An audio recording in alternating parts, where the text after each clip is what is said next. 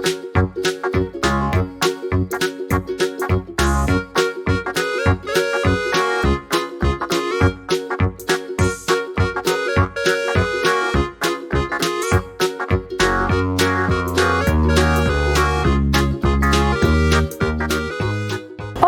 quinto ano, tudo bem com vocês?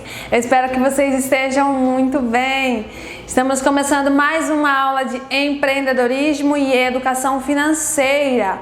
Hoje, dia 12 de agosto, vamos vir começando aí o nosso terceiro bimestre também em empreendedorismo com o nosso tema 3, onde a gente vai trabalhar aí, vamos abrir uma pizzaria.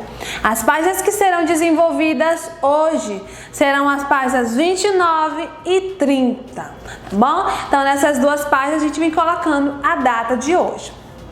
Então vamos lá. A gente tem aí a leitura para realizar de um diálogo. Vamos acompanhar? A gente tem o seguinte: uma moça chega numa pizzaria e fala assim: boa noite, eu gostaria de pedir uma pizza de mussarela grande.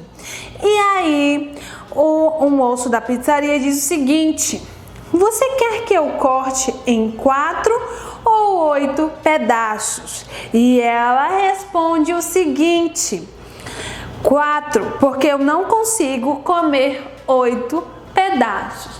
Então a gente vai entender aí, visualizando até a imagem, a gente observa que ele deu um sorriso, que é uma forma aí de piada, ela quis brincar com ele, né?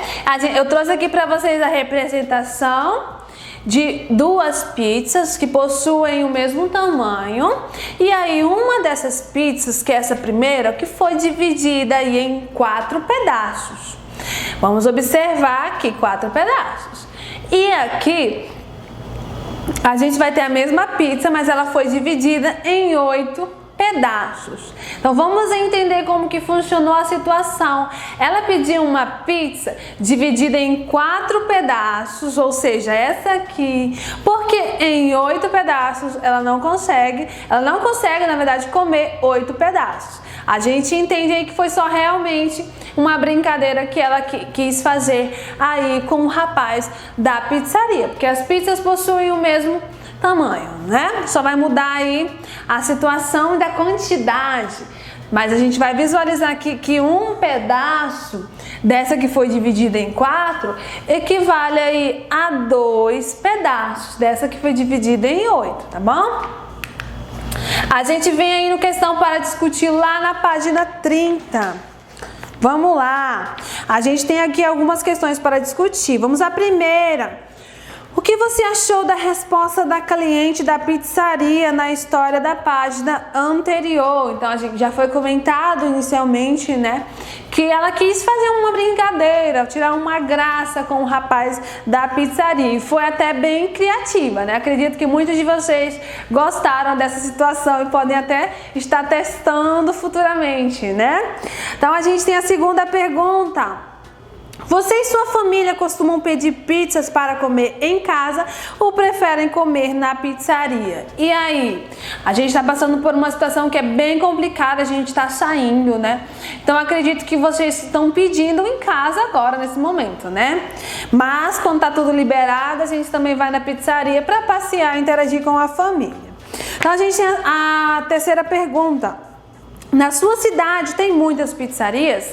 Tem bastante pizzaria aqui na nossa cidade, né? Principalmente nas principais, na Calama a gente tem bastante aqui, principalmente nessa região. Não são tão distantes uma da outra. A gente também tem bastante lá na Zona Sul, na Jatuarana, as principais, né? De cada zona aí. Tem bastante lanche e, consequentemente, também tem aí bastante pizzaria. A gente tem uma situação para a gente estar lendo aqui juntinho sobre a pizza. Então nós vamos observar que a pizza ela é italiana. E aí ela consiste em um disco de massa coberto de molho, e aí pode variar os recheios, as coberturas podem estar variando. E existem pessoas que são até pizzarias que são bem criativas relacionado aí a esse recheio, a essa cobertura, né? E aí a gente vai ver aí que uma pizzaria brasileira chega a oferecer mais de 50 sabores de pizza. Quando a gente vai exatamente na pizzaria, a gente tem um cardápio enorme, né? São vários sabores. Cada pizzaria também pode estar realizando aí uma pizza, né, que seja da casa. Eles inventaram, eles fizeram os testes e aí disponibilizam as pessoas que vão na pizzaria, tá bom? Você conhece os mais tradicionais sabores de pizza? A gente conhece, né? Que são até as mais em conta, são as mais baratas, que são a de calabresa. É muito famosa. A gente também tem aí a portuguesa, a gente tem a mussarela, a gente tem 2 queijos, 3 queijos e assim vai variando, tá bom? A gente vem concluindo a nossa aula de hoje. A gente trabalhou aí inicialmente, estamos apenas iniciando aí. A gente vai ter bastante atividade desse conteúdo. Vamos vir também com atividades práticas. Será que nós vamos conseguir estar realizando alguma pizza, hein? Vamos testar as possibilidades. Vamos concluindo que a pizza faz parte da culinária italiana, mas já é bem introduzida aí na nossa alimentação. Raramente existe uma pessoa que não gosta de pizza. Conversamos aí sobre os sabores tradicionais e que existe uma infinidade para esses sabores, né? Na próxima aula a gente vem continuando com esse tema, mas a gente vem fazendo Você Sabia? E é isso, gente. Até a próxima aula. Tchau, tchau.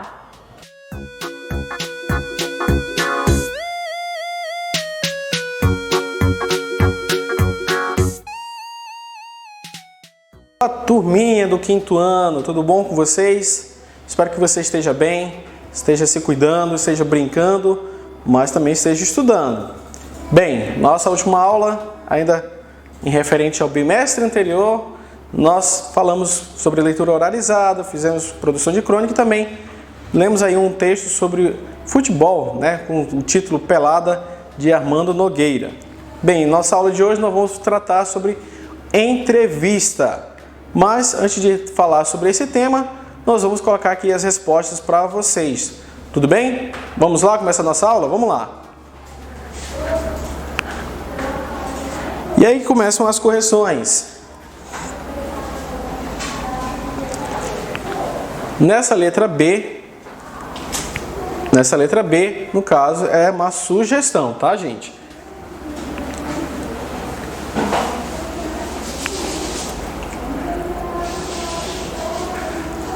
E também na A também tem sugestões, tá? Não é obrigatório colocar do jeito que sair.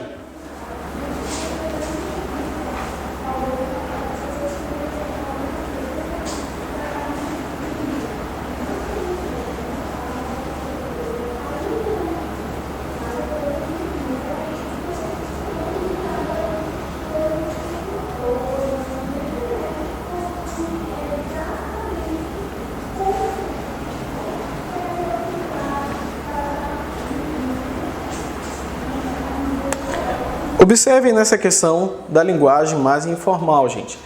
Linguagem informal é aquela que é a do dia a dia, que você pronuncia, que você conhece.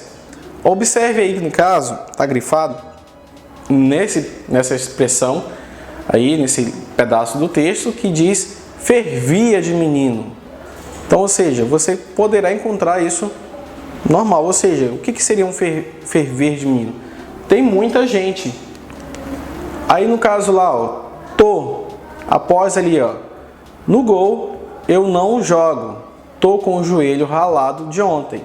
Ou seja, esse se fosse na linguagem sem ser informal, seria estou. Mas no caso, como ele é uma linguagem informal, então o faz esse acompanhamento. E aí ele fala assim, esse tom informal aplicado ao texto tem a função de quê? Que é aproximar o leitor do texto, ou seja, para você entender a respeito desse assunto. Tudo bem? Vamos lá.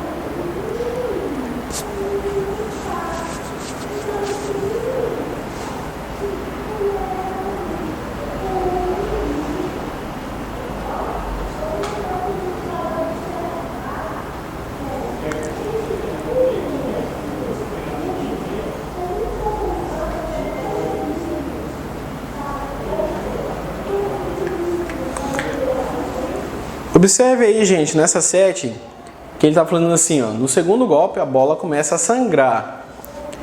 Você fez trabalhos e com certeza você entende sobre a questão de sentido conotativo e denotativo.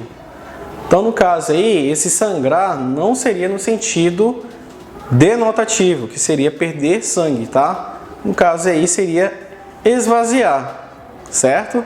Também não seria expandir-se, porque expandir seria crescer ou aumentar. Então, no caso, seria essa segunda opção aí. Tudo bem?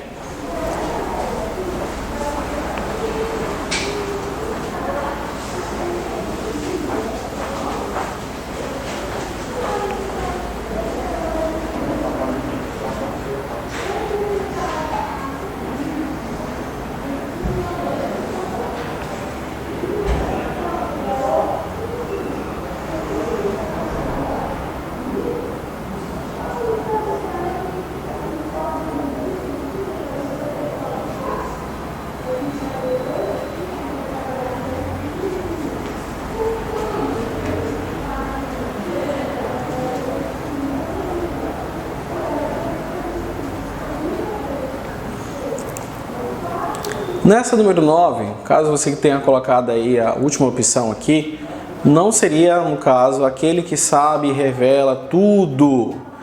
Por que, professor, não seria esse daí? Porque ele não conhece tudo, ele não sabe os pensamentos, como está dizendo aí, os pensamentos mais íntimos ou os detalhes. Não, no caso ele participa da história e ele relata na primeira pessoa, ou seja, eu. Segundo a visão, ou seja, tendo as impressões que ele tem a respeito da história da pelada, né? E também a visão parcial.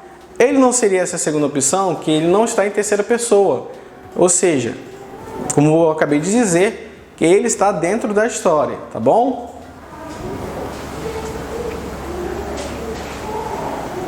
Vamos para o nosso tema de hoje, entrevista. Vamos lá.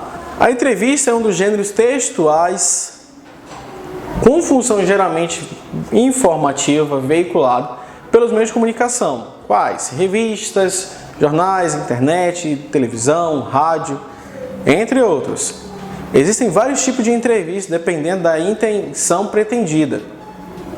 A entrevista jornalística, entrevista de emprego, entrevista psicológica, a entrevista social, dentre outras. Elas podem fazer parte de outros textos jornalísticos, por exemplo, a notícia e a reportagem. É um texto marcado pela oralidade, onde há a interação de duas ou mais pessoas, ou seja, o entrevistador faz perguntas e o entrevistado ou entrevistados responde.